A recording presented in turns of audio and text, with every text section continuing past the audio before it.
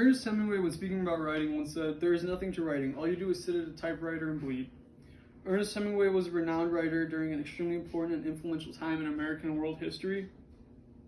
He wrote many different pieces in the form of novels, short stories, and journals. Most of his work is based on the journeys of his life that he has recorded to inform and educate others of not just his life, but the history of the world.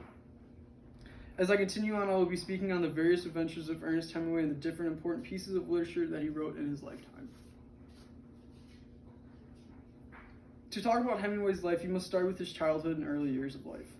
He was born on July 21st, 1899 in Oak Park, Illinois. He was born to Clarence, who was a doctor, and Grace Hemingway. He attended high school in the suburbs of Chicago, where he found a passion for writing. Once he graduated high school, he moved to Kansas City and became a writer for a newspaper called The Star. While working for The Star, Hemingway attempted desperately to become a member of the military and fight in World War I, but was rejected every time he tried. A defective eye kept him out of the military, but eventually the American Red Cross gave him an opportunity as an ambulance driver. On July 8th, 1918, just shy of 19 years old, Hemingway was wounded at the Austro-Italian front at Fasolta de Piave. According to an article by Britannica, Hemingway was decorated for his actions and hospitalized in Milan, where he would fall in love with a Red Cross nurse named Agnes von Kurowski. He asked her to marry him, but she ultimately declined his offer. As soon as Hemingway recovered, he returned to Chicago. Hemingway worked odd jobs until he found a job working for France as a foreign correspondent for a newspaper called the Toronto Star. While in Paris, Hemingway was persuaded by other prominent writers of his time, like F. Scott Fitzgerald, to start publishing his nonfiction works. He published his first novel in 1924, which he received moderate success, but didn't feel a real success until 1926, when he published The Sun Also Rises. This book exposed Hemingway to real fame, and something he would love and hate throughout his whole life. He would then go on to spend extended time in Europe, fishing, hunting, skiing, and participating in bullfights.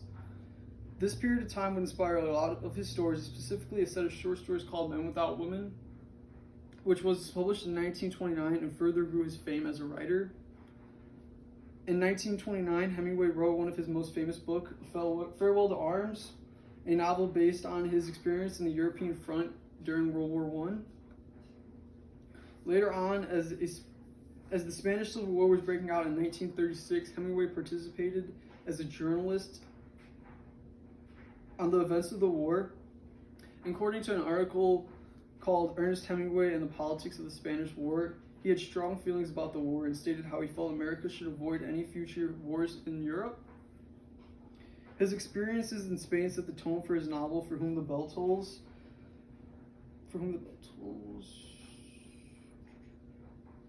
which was published in 1940. The novel describes a band of guerrillas and their fight against the fascist regime, and would go on to be one of his best-selling books, or his best-selling book. After the Spanish Civil War, he would spend time reporting on World War I and was present on D-Day in Normandy, the Battle of the Bulge, and the liberation of Paris. In Hemingway's later years, he spent most of his time in Cuba and Florida, fishing and writing, or in Africa, big game hunting.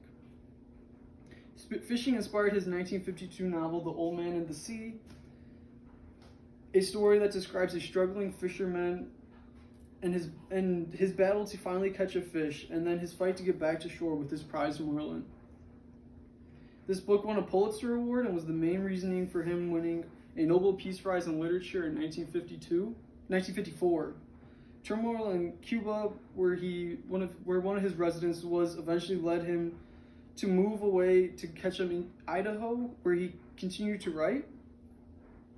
While in Idaho, he fought severe cases of depression and anxiety that eventually led to him getting hospitalized. A few days after being released from the hospital, Hemingway would die at his Idaho home at the age of 61.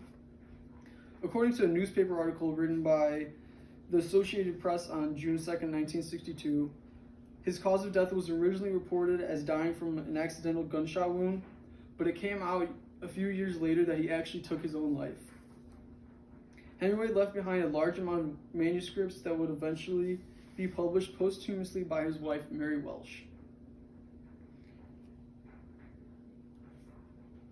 Ernest Hemingway lived a life of adventure that he was able to record in different forms of literature or journalism.